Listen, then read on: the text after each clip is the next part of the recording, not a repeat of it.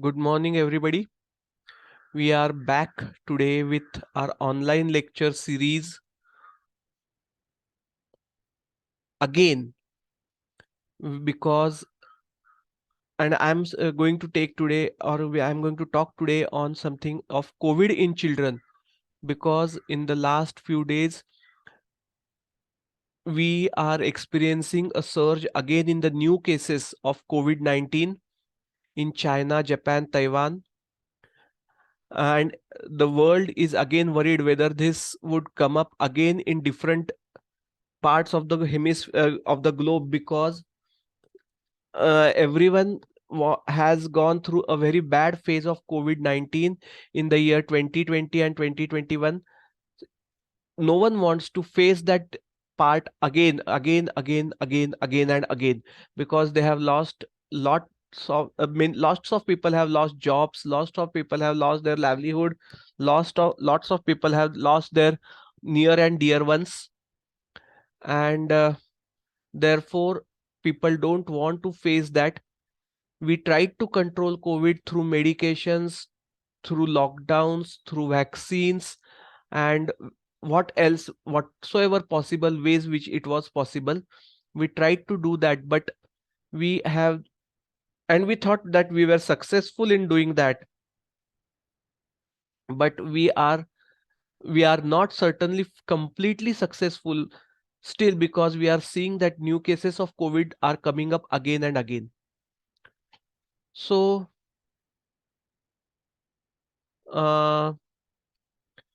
this part of the lecture is of COVID-19 in children, diagnosis and complication. Why am I talking of specific of COVID-19 in children? The reason is COVID-19 in adults is much different to COVID-19 in children. Complications are very much different.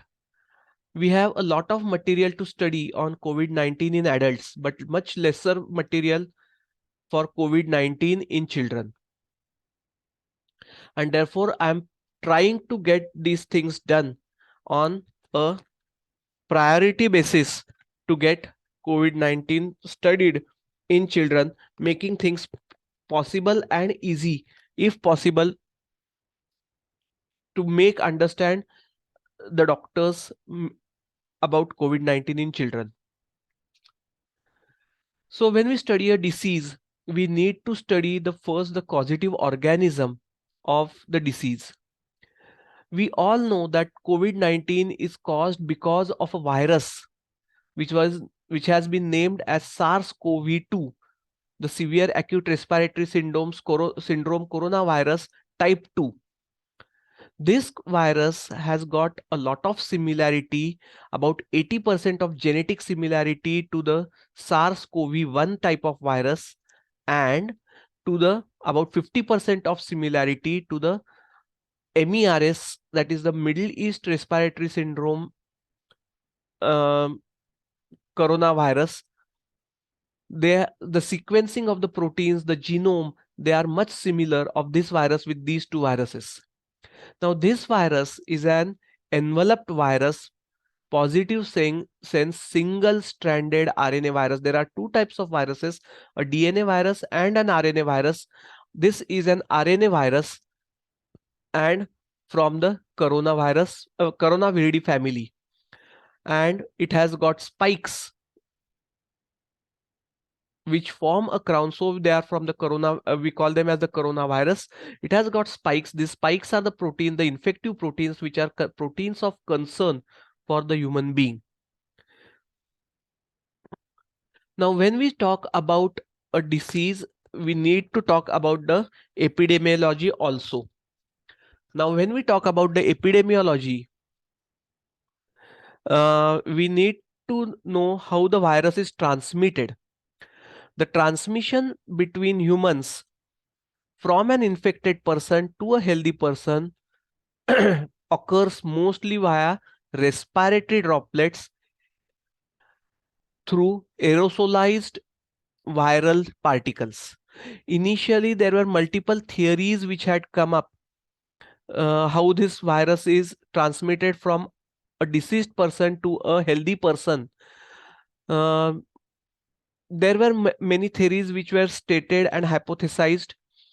One was like this disease is a airborne disease. Some said this is a droplet infection disease. This some said that this is a direct transmission disease, and so many things.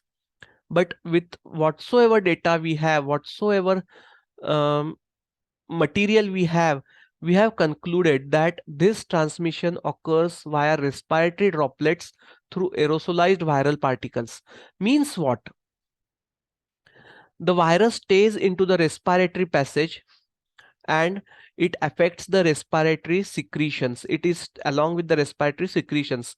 Now, when you sneeze, when you cough, the respiratory secretions are expelled out forcefully through the infected person in the form of droplets, minute droplets, what we call them as aerosols, because they keep on them, they hang on themselves.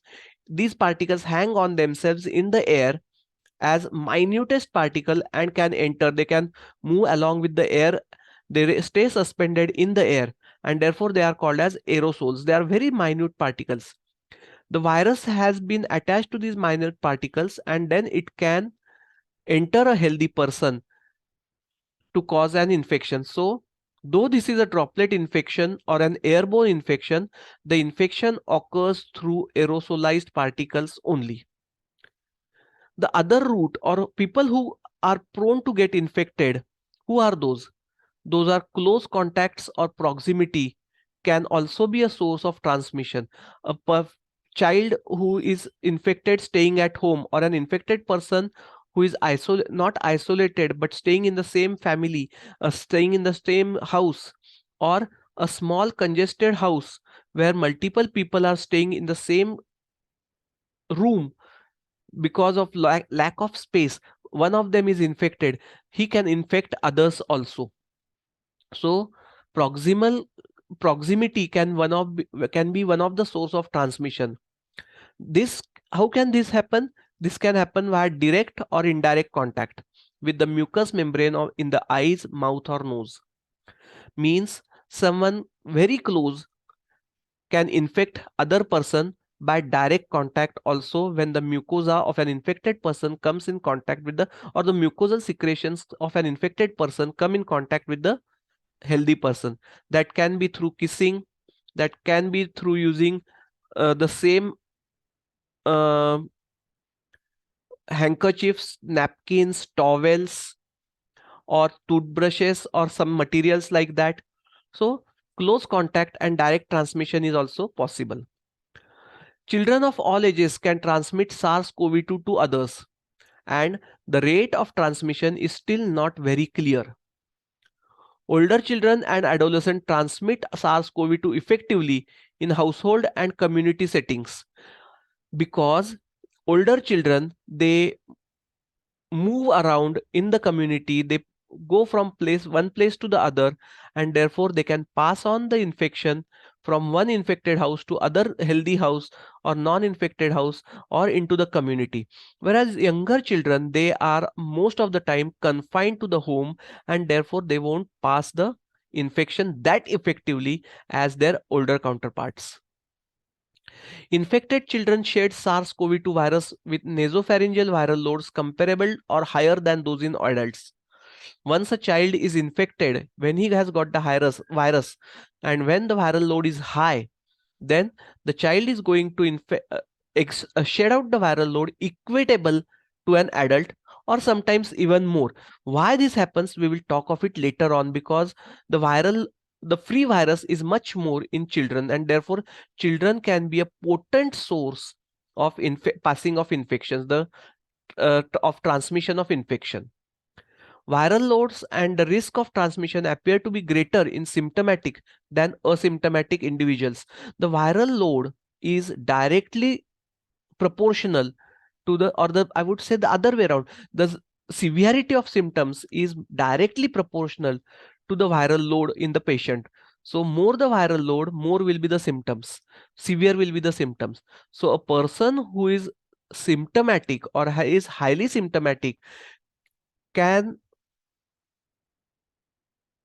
transmit higher number of viruses from him to other person, whereas a person who is asymptomatic, who has got lesser symptoms, will not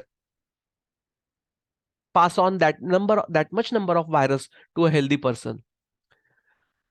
There are a few cases of transmission noted from a mother to a child, but there is no documented evidence that this virus passes from the mother to the newborn through the placenta. The newborn has got infected because the mother was infected, but it was not known, or it has not been documented, that this virus has been transmitted through the placenta. There are 5 phases of infection of the virus. Once the virus comes in contact with the host, there are 5 phases which of the pathogenesis which takes place. The first one is attachment. The virus, through its spike protein, attaches to the membrane receptor of the host cell. The second phase is penetration. This virus, where it has attached, it enters the host cell by fusion, and this is known as penetration. The third stage is biosynthesis. Biosynthesis means the replication of the RNA material of the virus into the when it enters into the host cell, the virus is going to the RNA virus is going to replicate its RNA, and this is known as, and it is going to form newer strands of RNA. This is known as biosynthesis. Once the biosynthesis is complete, the virus will mature by formation of its envelope protein and the membrane protein, and this is known as maturation. And once the virus matures, it is then released again so that it can infect the other healthy host cells. These are the 5 stages of infection or pathogenesis of SARS-CoV-2.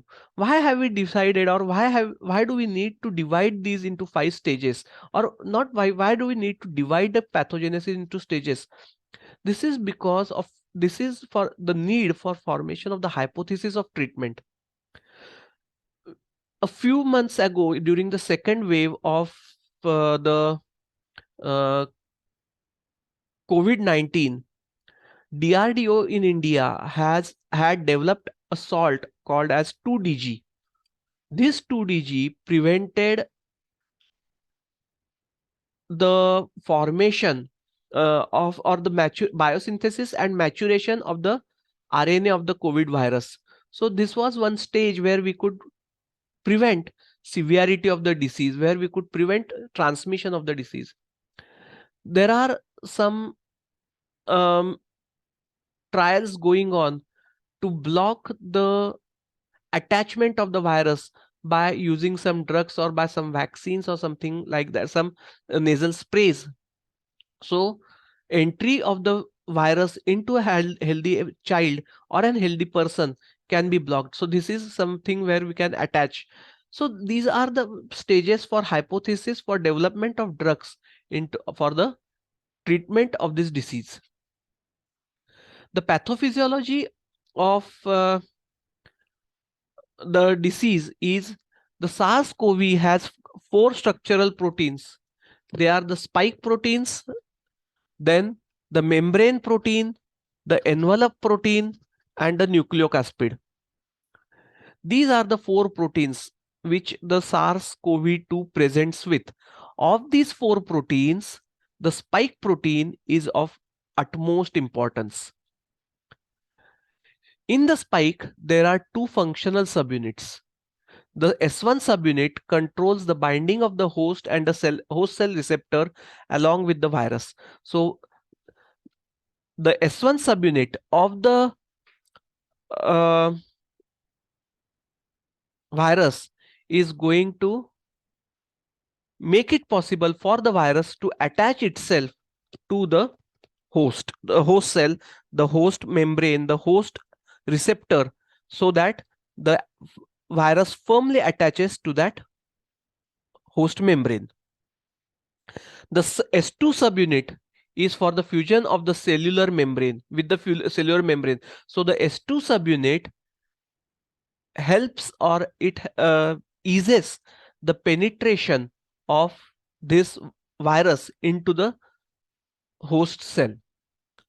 The angiotensin converting enzyme 2, that is ACE2, is the functional receptor for SARS-CoV-2. That means when the virus enters into the human body, this virus through its spike protein is going to attach to the ACE2 receptor.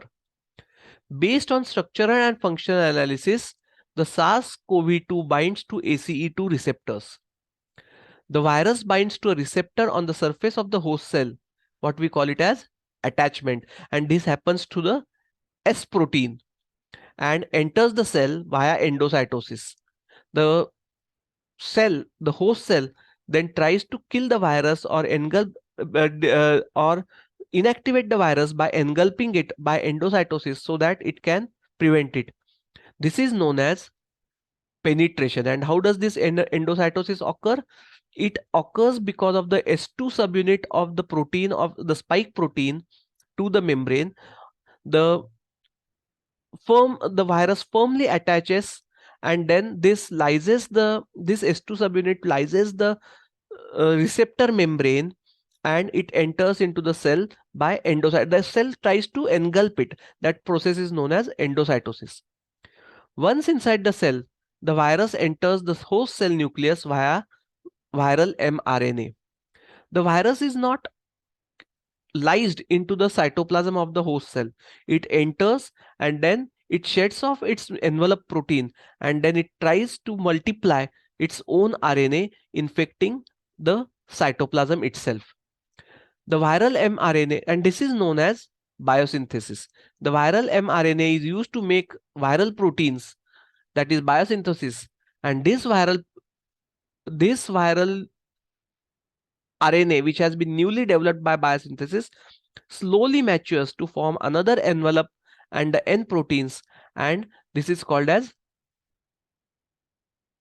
maturation. Once this maturation occurs, there will be release of these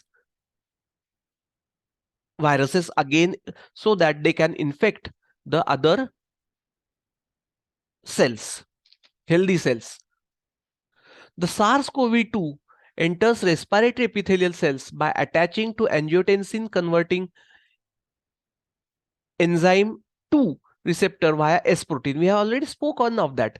The ACE2 is also receptor for SARS-CoV-1. So there are two. This receptor acts and this protein acts as a receptor for two viruses, both of the SARS group, the CoV-1, coronavirus 1, and the coronavirus 2. Affinity of SARS-CoV-2 is approximately 10 to 20 times more or higher than the SARS-CoV-1. And therefore, if there is a co-infection of SARS-CoV-1 and SARS-CoV-2, the SARS-CoV-2 will compete more, attach itself more to these receptors, and therefore there is high virulence, high infectivity, and therefore higher concern of SARS-CoV-2. The ACE2 is found on apical membrane of nasal. Well, where is this receptor present? This is present on the apical membranes of the nasal, oral, nasopharyngeal, and the oropharyngeal mucosa, alveoli, lung alveoli, endothelial cells of the blood vessels and the heart, renal tubules, and enterocytes in small intestine. So all these places, there is a high chance that the virus may go there and attach itself. So the higher amount of these receptors are in the respiratory system. The nasal cavity, the oral cavity, the nasopharynx, the oropharynx, the alveoli, the type 2 pneumocytes, these are all having a higher number of ACE2 receptors.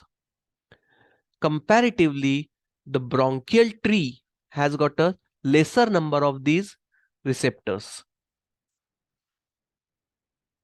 The other sites are the cardiac endothelium, the vascular endothelium, and the enterocytes in the small intestine. There are other two receptors which can help in binding of this virus. They are the CD147 and glucose regulated protein GRP78. These are two other types of receptors, two other receptors known, which can facilitate the entry of the virus into the host cell. The viral particles typically penetrate the epithelial cells of the alveolar space via the apical side and destroy them. They destroy the alveolar epithelium, and once they enter the host cell, the macrophages, epithelial, alveolar, and dendritic cell mediate the innate immune response. Immediately, an immune response comes up which contains or which causes the release of macrophages, alveolar cells, dendritic cells, so that they can control this spread of this virus. The T cell responses to SARS-CoV-2 begin by antigen presentation via these dendritic cells and the macrophages.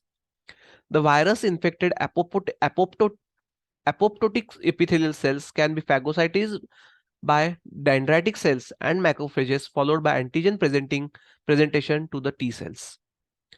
After entering the pneumocytes, this COVID-2 virus downregulates the ACE2 expression. The activity of angiotensin converting enzyme 2 is changed, it is reduced, and therefore decreasing. There is a decrease in the metabolism of this ACE2 enzyme.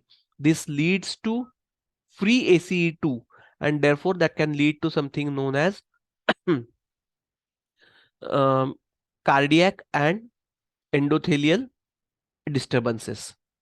The elevated angiotensin 2 increases pulmonary vascular permeability and inflammation, hence worsening the lung injury. The angiotensin 2 levels are thus increased in COVID-19 patients as compared to non-SARS-CoV infected healthy adults.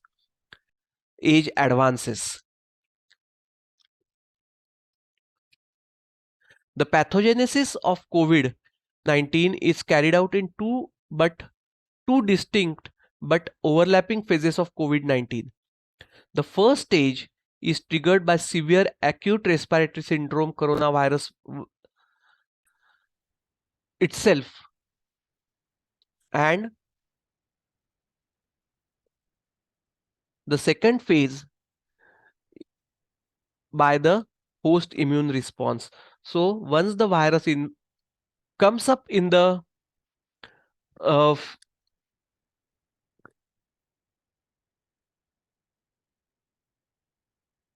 once the virus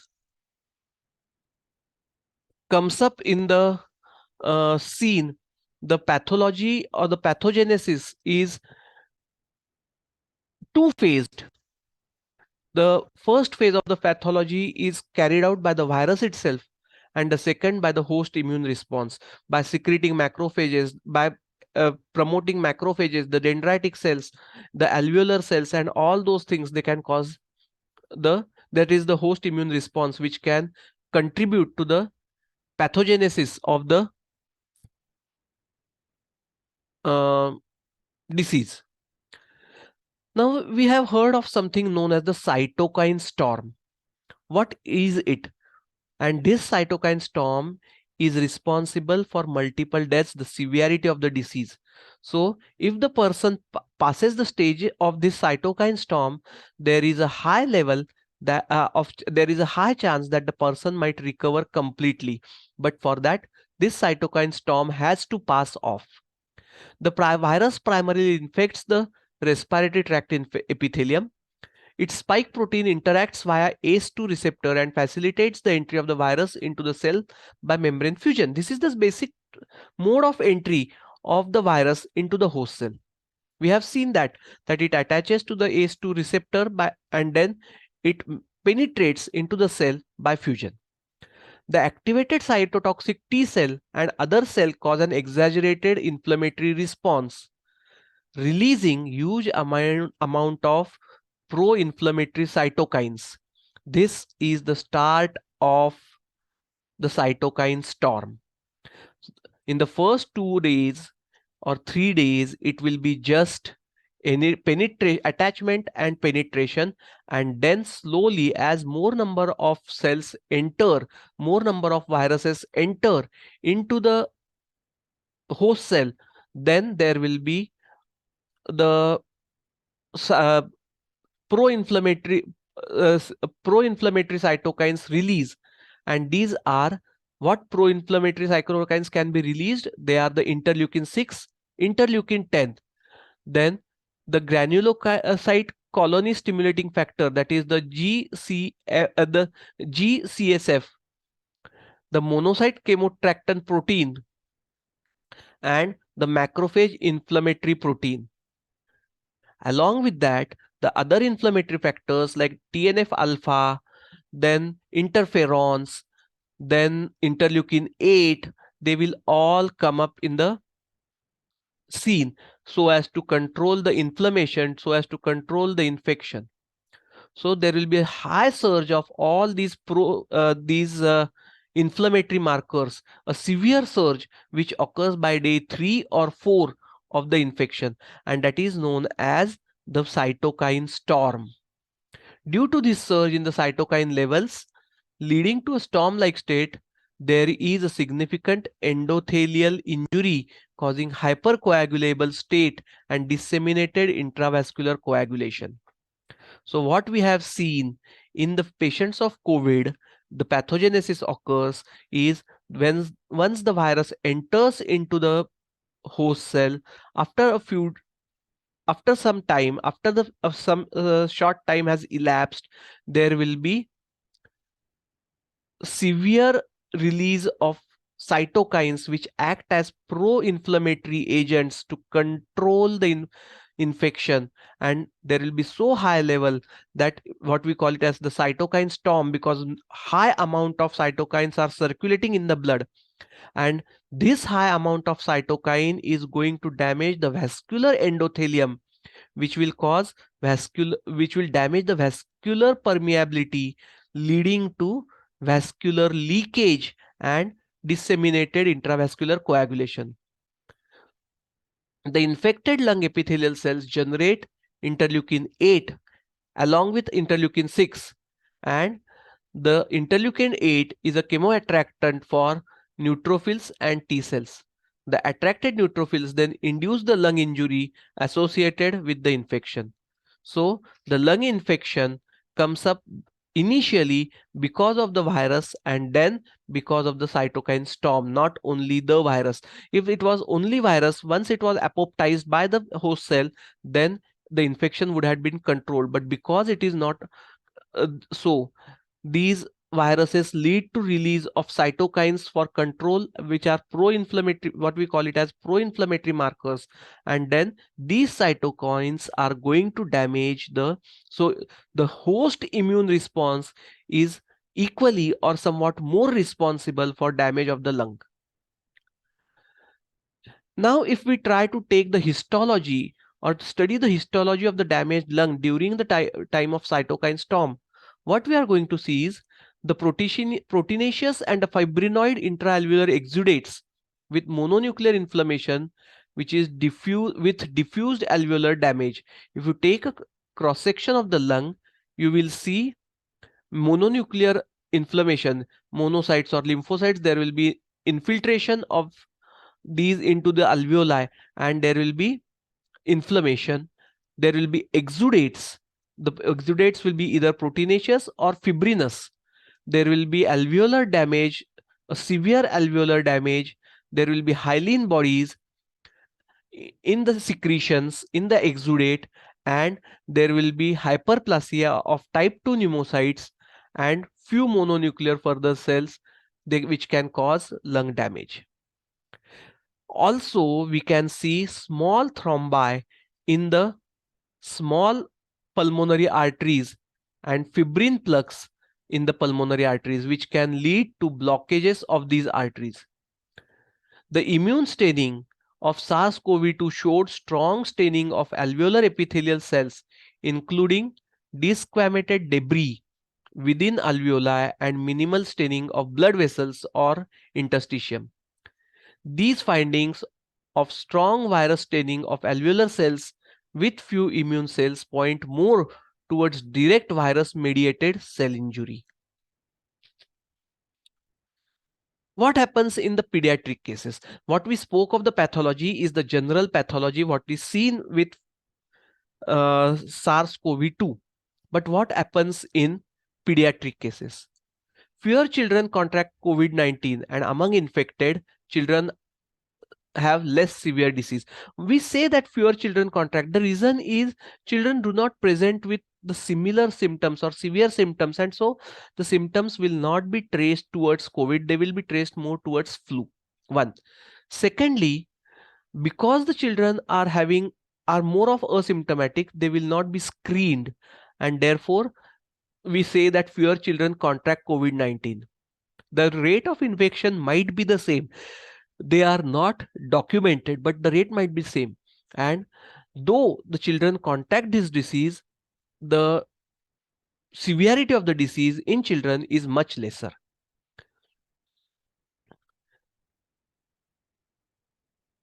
Which children are at risk to contract the disease? Like in adults, we had comorbidities. Similarly, comorbid children are at higher risk of developing this disease or contracting this disease and landing up into severe disease. Children who have medical complexities, they are having multiple diseases like the lung disease, pneumonias, tuberculosis, or other medical disorders going on, they are at higher risk. Children with genetic conditions like the Down syndrome, the cystic fibrosis, or other metabolic genetic disorders or other syndromes, they are at a higher risk. Children with neurological conditions like pediatric stroke or cerebral palsy, they are at higher risk.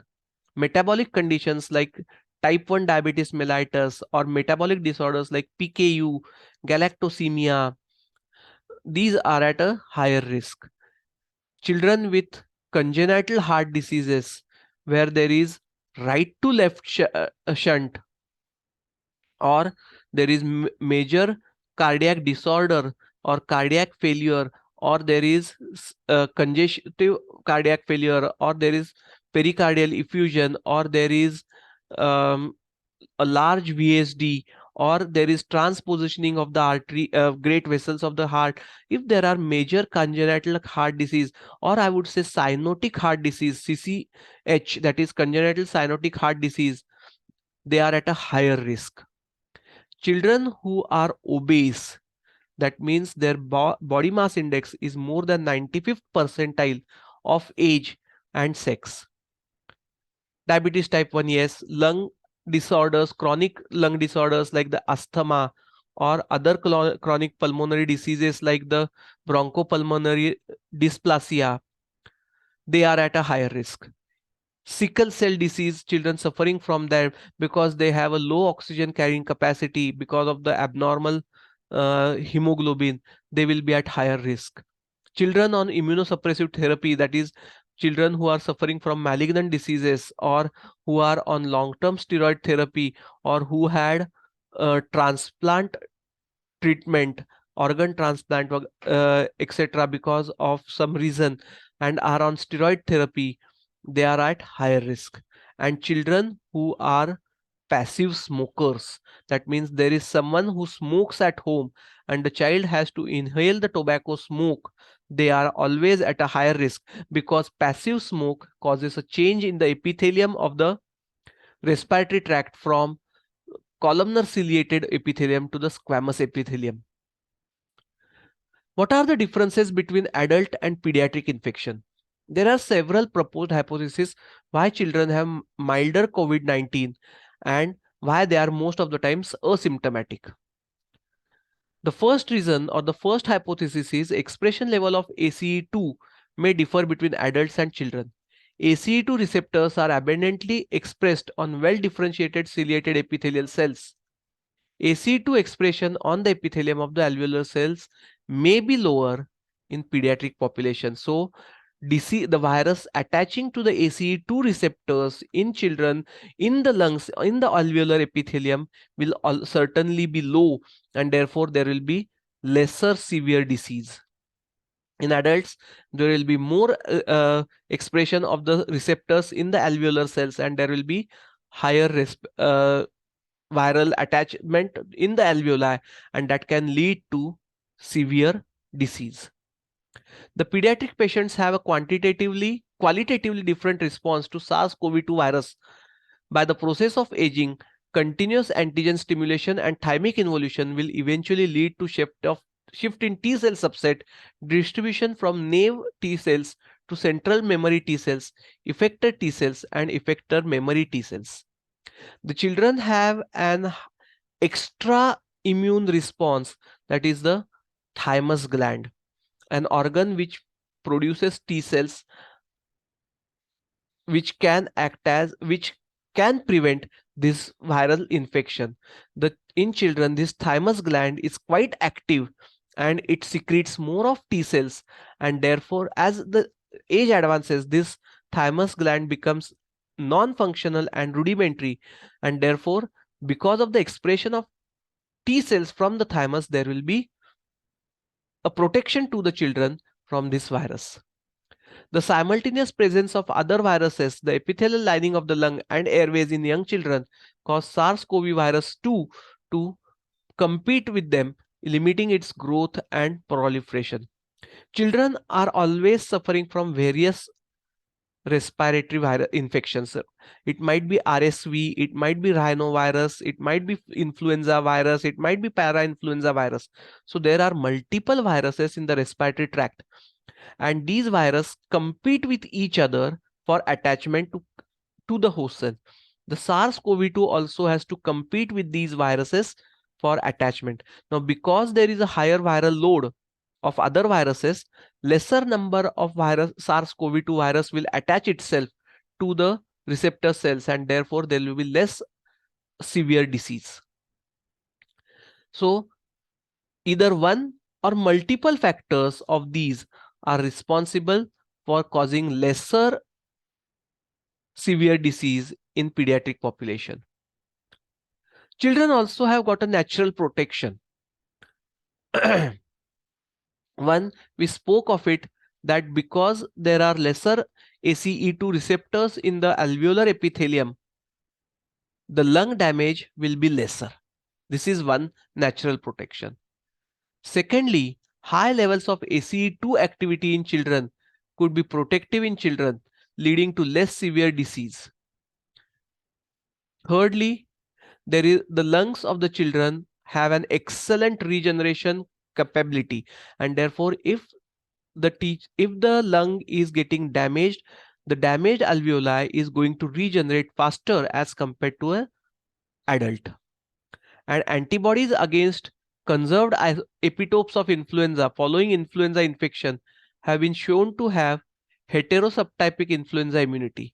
Corona infections are common causes of URI in children, upper respiratory infections in children, and protective role of antibodies from other corona infections against SARS-CoV-2 cannot be ruled out. That means, like influenza virus, like the para-influenza virus, like the rhinovirus, the other members of the coronaviridae family, they cause recurrent upper respiratory infections and cause local immune bodies. And most probably it is thought that the other coronaviridae antibodies, they are going to uh, help in giving cross immunity to the child against this SARS-CoV-2. Thirdly, children have a strong innate immune response due to trained immunity, which they acquire through continuous vaccination process. The child is given vaccine for various respiratory and non-respiratory diseases recurrently, at least once a month in the initial days or initial months of life. So the immune response gets trained, leading to probably early control of infection at the site of entry itself. Trained immunity is the functional reprogram of innate immune cells to a more activated state following initial antigen stimulation through metabolic reprogramming and epigenetic changes. And therefore, this trained innate immunity can control the disease at the site of entry of the virus itself. Due to greater upper airway resistance in children, aerosol particle deposit more into the tracheobronchial tree. Now, why is there higher airway resistance, upper airway resistance? Because of inflamed tonsils, because of inflamed turbinates of the nasa, because of the inflamed adenoids. All these cause an increased airway resistance in children, and therefore most of the aerosolized particles which are infective, they are controlled in the upper part of the respiratory tract itself, and at the most they will enter to the endotracheal or the tracheobronchial tree, and very little will enter into the alveoli. And this could lead to something what we known as an local inflammatory response, something like the tracheobronchiolitis like infections. And pneumonia like infections will be much lesser. So this is what we can see, the incidence of COVID infection in the first and the second wave. About 3% of the total recorded cases, only 3% were within the age group of 1 to 10 years, whereas only 8% were there in the age group of 11 to 20 years. So if we calculate the total cases, they were less than 10% for the age group of 0 to 20 years. We are basically related to the age group of 0 to 16 years, but still, if we go and look at it, it's less than it's around 10%, whereas the rest 90% cases are seen with the adult age group. Similarly, mortality rates can also be seen in the 0 to 10 age group. It's much lesser. The case fatality rate is around 0.14% or 0.12%, whereas in adults it is 6.8% or 9% or something like that. So the case fatality rate is also lesser. This is the comparison of the first and the second wave. How many people got the tabular form in a graphical representation, how many people got infected and how many deaths were there. So we could see just 0.2% of death in the age group of 0 to 20 years, whereas 23 to 24% deaths were in the age group of 50 to 70 age group. The clinical staging of disease. The clinico-immunological progression suggests that COVID-19 can be divided into 3 phases. Flu-like illness with high viral load, the critical phase where the decreasing viral titers with accelerated inflammatory response causing lung injury and the end organ injury. And the third one is the recovery phase where the SARS-CoV-2 titers in the nasopharyngeal and the endotracheal aspirate specimens are high, but they start declining. So the disease can be into 3 stages. The first, flu-like illness in the initial stage, the middle stage of the cytokine storm, which is the critical phase, and then the third stage where the cytokine storm passes away, that is the recovery phase. The incubation of the disease virus is around 2 to 6 days. And in children, the common symptoms are like any other respiratory infection, that is cough and fever. These symptoms may not always be present in COVID, and therefore they might be missed out. The diagnosis of COVID might be missed out in children. To diagnose COVID in children, we need a high index of suspicion of SARS-CoV-2 in children. And whom can we suspect? Children who are in contact, direct contact, the direct family members, or who are at risk. What other symptoms than cough and fever are common in children? They are shortness of breath, pharyngitis, that is pharyngeal erythema or sore throat, Then diarrhea, which is a very uncommon symptom but common in children. Myalgia, fatigue, rhinorrhea, similar to that of flu, seasonal flu. Vomiting, again a GI tract symptom. Nasal congestion, similar to that of flu. Abdominal pain. Conjunctivitis is a atypical presentation of um, COVID-19. Rashes, maculopapular rashes on the body, which is very common with all respiratory viral infections. Loss of taste, that is ageusia, or loss of smell, that is anosmia, are not that common in children, but they might be present. So if we try to classify the symptoms into the stages of disease, then the asymptomatic stage, there will be absence of any signs or symptoms, and on a chest radiograph it will be a normal one without any patches. In a mild disease, there will be mild symptoms like fever, cough, myalgia, fatigue, similar to that of flu.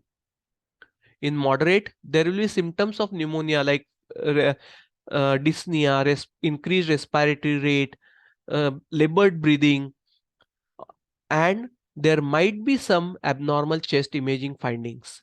In the severe diseases, there will be severe dyspnea, there will be hypoxia, central cyanosis, severe air hunger, oxygen hunger, fall in the in the peripheral concentration of oxygen, and in the critical stage, we can find acute respiratory distress syndrome.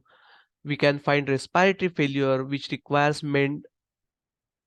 mechanical ventilation support, or we can find shock, or we can even find multi-organ dysfunction syndrome.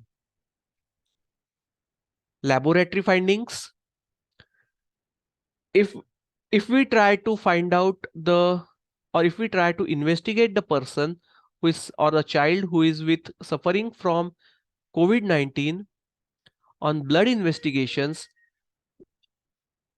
on a CBC, we will find leukocytosis, but there will be lymphocytopenia in the initial stage, and in the late stages, when there is cytokine storm, there will be lymphocytosis. Others are all inflammatory markers which are more of prognostic importance rather than diagnostic importance.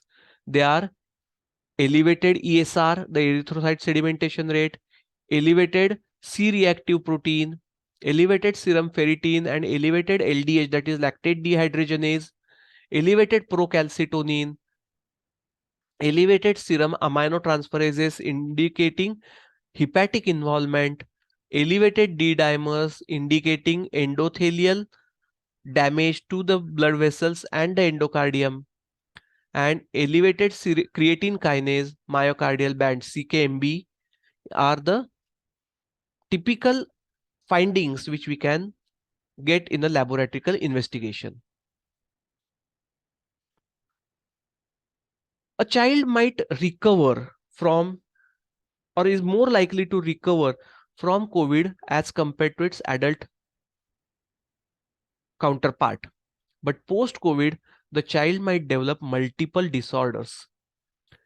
Unlike the disease in adults, the vast majority of children with COVID-19 have mild symptoms and are largely spared from severe respiratory symptoms. We have seen that, and we have seen even the causes for that. However, there are children who have significant respiratory disease, and some may develop a hyperinflammatory response similar to that seen in COVID. The number is negligible for this. In children with Kawasaki disease, which has been termed as multisystem inflammatory syndrome in children, and where can we see this, like a disease in adults, in children with Kawasaki disease, and in MIS, that is multisystem inflammatory disease multisystem inflammatory syndrome. This immune manifestation is also referred to as pediatric multisystem inflammatory syndrome, temporarily associated with SARS-CoV-2, PMISTS. Pediatric multisystem inflammatory syndrome temporarily with SARS-CoV-2, PMISTS. The severe cases presenting persistent fever and the involvement of two or more organ systems in the children with COVID-19 have been reported, which is termed as MISC. The symptoms of MISC are similar to Kawasaki disease and toxic shock-like syndrome.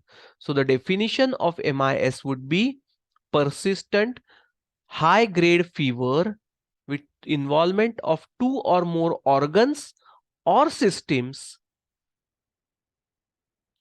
and symptoms similar to that of Kawasaki disease or toxic shock syndrome. This MIS is a potential and a serious complication of SARS-CoV-2. This occurs in majority of children and quite a few young adults. Most MISC patients have serological evidence of previous SARS-CoV-2 infection. So another necessity of diagnosing someone with PMISTS is we need to have a serological evidence of SARS-CoV-2 infection. That might be by an RT-PCR, that might be proved by an antigen or presence of antibodies. And most of them, they do have this pre-infection of SARS-CoV-2. But at the time of MIS, when the child presents with MIS, very few of them, they would be positive with the RT-PCR. And if they are positive with the RT-PCR, most of them, they are reinfected patients. The peak of MIS is seen generally after 4 weeks of SARS-CoV-2 infection or hospitalization. Adults may also develop a similar syndrome. We call it as multisystem inflammatory syndrome A, that is adults. In children, we call it as MISC. In adults, we are going to call it as MISA. But it is not very clear if this is a post-infectious complication. Obesity is another comorbidity. So, children, obesity, we had seen that it was a high risk for SARS-CoV-2 infection. But similarly, obese children are more likely to develop MISC. Unlike in children with acute COVID-19, the majority of children who present with MISC do not seem to have it is consistent with, and it is consistent with a post-infectious inflammatory syndrome. Now we have seen that the symptoms of MIS and symptoms of Kawasaki disease, they are similar. But we need to differentiate whether this is MIS or whether this is Kawasaki. How do we do that? There have been differences which have been demonstrated. It might be on the basis of epidemiologies, it might be on the basis of blood cells, it might be on the basis of cytokines, that is a pro-inflammatory secretions, that might be on the elevation of inflammatory markers, it might be on the immunological profiling and all these things. These are all the factors which we need to study before labeling someone with MIS or labeling someone with KD, that is Kawasaki disease, or differentiating Kawasaki from MIS. For epidemiology, the highest rate of attack for most severe sequelae of Kawasaki disease is generally in infants. The diagnosis of Kawasaki would happen in most of the times children who are less than 1 year old. MIS is seen in elder age groups above generally 7, 8 or 9 years of age. Infants do not or very, very rarely come up with MIS. We have to know that. So if someone has got a long standing fever with 2 or 3 organs involved, or 2 or 3 systems involved, and the age is less than 1 year, we should think more of Kawasaki disease than MIS. And if the same symptoms are seen in a child who is 8 or 9 years old, we should think for the first time, then we should think more of MIS than Kawasaki. Secondly, Kawasaki disease is seen more in Asian patients as compared to the European races, Caucasian races. So Kawasaki will be common in the Asian, that is the Mongolian and the South Asian races, whereas MIS is common with Caucasian and the European races. Laboratory findings differentiation, there will be marked lymphopenia in MISC, but it is not a feature of Kawasaki disease. So there will be lymphopenia in MIS, but the lymphocyte count will be normal with Kawasaki disease. Children with Kawasaki disease have fewer or previously described COVID-19. So a history of COVID-19 will not be there in Kawasaki disease, whereas there will be no respiratory syndrome and shock in children with Kawasaki disease. But children who have MIS might give you a positive history of COVID-19 infection either by antigen, RT-PCR, or by antibodies demonstration, and also might give you a history of acute respiratory distress or shock. How do we diagnose MIS? Clinically and laboratorically, these are the two ways of diagnosing MIS. We saw the diagnosis on laboratory parameters. On clinical parameters, we need to see, or we know that this is a febrile illness with a high grade fever and multi-system involvement, which can be demonstrated on the laboratory parameters also, the systemic involvement. The clinical spectrum of hospitalized cases has included younger children with mucocutaneous manifestation that overlap with Kawasaki disease, older children with more multi-organ involvement and shock, and patients with respiratory manifestations that overlap acute COVID-19. Patients with MISC are often critically ill, and up to 80% of the children require ICU admissions. Most patients with MISC have markers of cardiac injury or dysfunction, including increased levels of troponin and BNP, that is brain natriuretic protein. And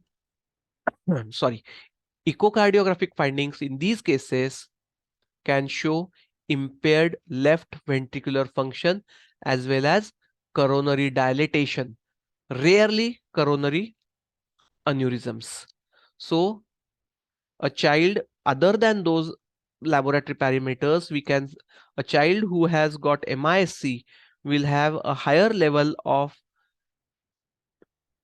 troponin or BNP because of the involvement of the heart. The current the current CDC case definition for MISC includes an individual who is less than 21 years of age, presenting with fever, laboratory evidence of inflammation, and evidence of clinically severe illness requiring hospitalization with multisystem. That is more than 2 organ involvement. The organs might be cardiac, it might be renal, it might be respiratory, it might be hematological, that is vascular, it might be gastrointestinal, it might be dermatological or neurological. And no alternative plausible diagnosis and positive history of SARS-CoV-2 infection demonstrated either by RT-PCR, antigen, serology, or history of exposure to SARS-CoV virus in the last 4 weeks. So if all these factors are present, only then we are going to diagnose or we are going to label that person as MISC. So what are the diagnostic parameters? History of infection or contacts, one, for in the last 4 weeks.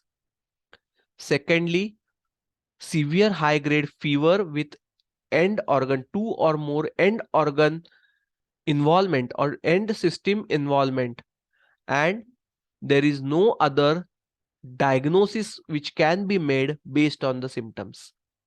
When we say that there is high grade fever, the fever should be persistent for more than 24 hours with more than 38 degrees centigrade. Inflammatory markers which should be elevated, should be increased C-reactive protein, raised LDH, raised ESR, raised fibrinogen, raised procalcitonin, raised D-dimer, raised ferritin, raised interleukin 6, or neutrophils or reduced lymphocytes or albumin levels. Although a consistent pattern of characteristic laboratory finding has not yet been identified in children with confirmed COVID-19 and MIC, multiple things have been observed which can be taken up as laboratory parameters for diagnosing MISC. We spoke of all that. One was lymphopenia. Second one is increased level of liver and muscle enzymes and LDH, that is liver aminotransferases and muscle enzymes like creatine kinase, increased myoglobin levels, increased CRP, increased ESR, increased procalcitonin, and increased D-dimer. What is neonatal COVID? In the very beginning, we saw that COVID can be transmitted by direct transmission also, but there are cases where we have diagnosed them as neonatal COVID, but there is no adequate evidence to say that COVID is transmitted from the mother to the child via the placenta, which we call it as vertical transmission. A group of 100 females, gravid females, was studied who delivered 101 children. One of them was a twin, so 101 children. And of these 101, only 2 infants had an RT-PCR positive. All others were RT-PCR negative, even though the mother and the child remained in the same room. The child was confined with the mother to be taken care of. The child was breastfed by the mother. So over here we can say that the child need not be kept away from a COVID-19 mother, neither should it be deprived of the breastfeed of the COVID-19 mother. The majority of children with mild or moderate COVID-19 will not progress to more or severe illness and thus should be managed with supportive care alone. Supportive care includes physiotherapy, hydration maintenance, electrolyte supplements. So these are all.